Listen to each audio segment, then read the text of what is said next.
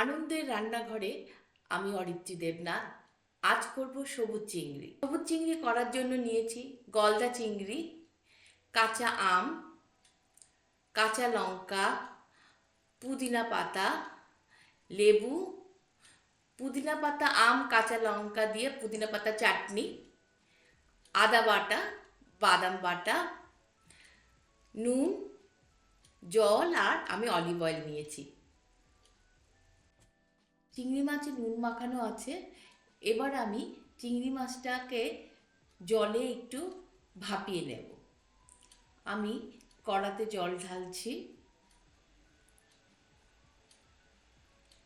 এবার আমি একটা একটা করে মাছ কড়াতে ঢেলে দেব। এমনভাবে ঢালতে হবে যাতে মাছগুলো ভেঙে না যায়। খুব সুন্দর করে মাছগুলোকে আস্তে আস্তে করে ঢালতে হবে। এবার আমি একে ঢেকে দেব এবং 5 থেকে 6 মিনিট এটি সুন্দরভাবে সেদ্ধ হবে।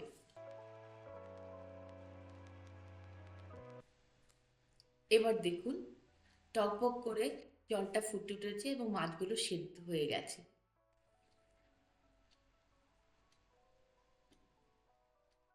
এবার আমি মাছগুলোকে তুলে একটি বড় বাটিতে তুলে নেব।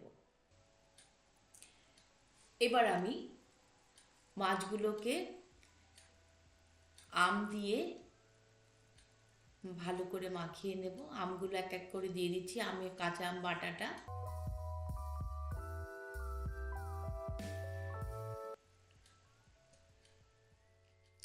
এবার পুদিনা পাতা, লঙ্কা একসাথে করে বেটে রেখেছিলাম সেটা দিয়ে দিলাম।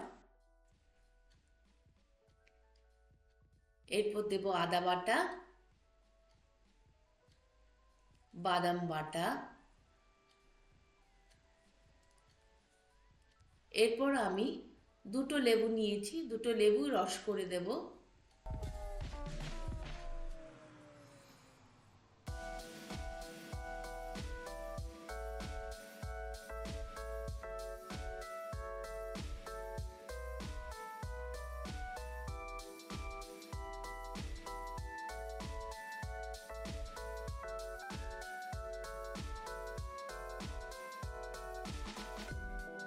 এবার একটু নুন ছিটিয়ে দিচ্ছি, নুন যেহেতু দেয়া আছে তাও আরেকটু দিয়ে দিলাম।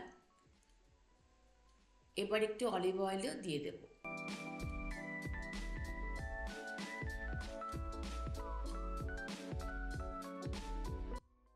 এবার হাত দিয়ে আমি খুব সুন্দর করে আস্তে আস্তে প্রত্যেকটা মাছের গায়ে মাখিয়ে নেব, এপিট ওপিট করে, যাতে মাছগুলো ভেঙে না যায়।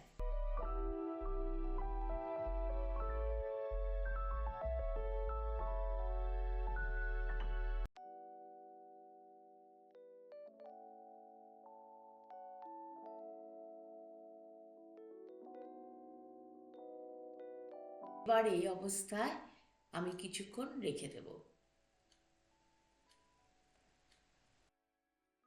এবার কড়াতে আমি অলিভ অয়েল দিয়ে দিলাম, তেলটা গরম হয়ে গেছে।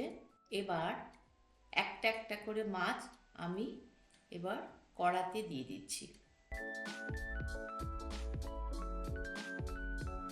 গ্রেভিটা ঢেলে দিচ্ছি।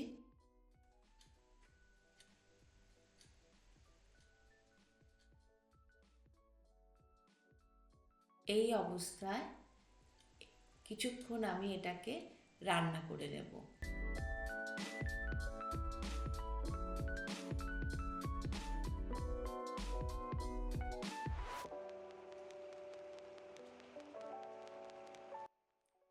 এবার আমি নামিয়ে নিলাম। এবার একটা বড় ছাঁকনিতে মাছ কয়েকটা তুলে ওপর দিয়ে মশলাগুলো দিয়ে দিয়ে সুন্দর করে পাতিয়ে নেব। মশলা উপর দিয়ে দিয়ে দিচ্ছি, একটু কাঁচা মশলা উপর দিয়ে দিয়ে দেব।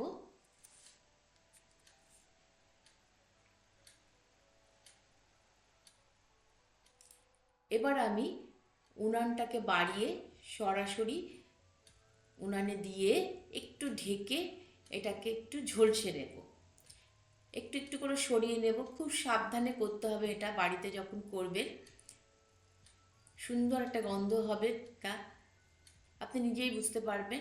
একটু সরিয়ে আবার এটাকে একটু উল্টে দিতে হবে।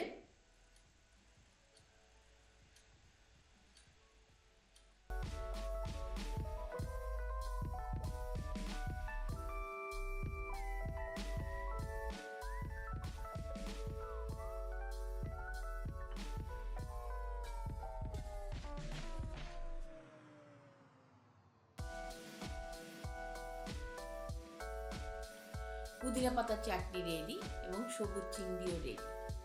আনন্দের রান্নাঘরে আমি অরিত্রী দেবনাথ আজকের মতো এখানেই বিদায় নেব, কিন্তু তার আগে অবশ্যই যদি ভালো লাগে আমাকে লাইক এবং সাবস্ক্রাইব করবেন। আজকের মতো আসছি।